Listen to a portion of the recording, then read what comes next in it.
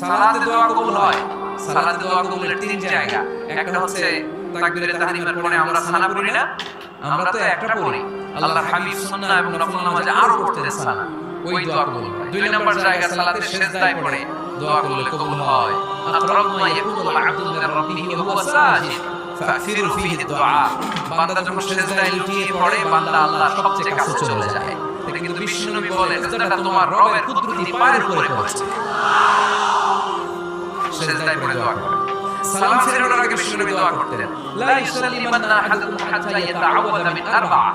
আল্লাহর হাবিব বললেন চার জিনিস থেকে পানাহ না চেয়ে আমার উম্মত যেন সালাম না ফিরায়। তারা যেন পড়ে আল্লাহুম্মা ইন্নী আউযু বিকা মিন আযাবিল কবর, আউযু বিকা মিন আযাবি জাহান্নাম, আউযু বিকা মিন ফিতনাতিল মাহইয়া ওয়াল মামাত, আউযু বিকা মিন ফিতনাতিল মাসিহিদ দাজ্জাল। আল্লাহ কবরের আযাব থেকে বাঁচাও, আল্লাহ জাহান্নামের আগুন থেকে বাঁচাও, আল্লাহ জীবন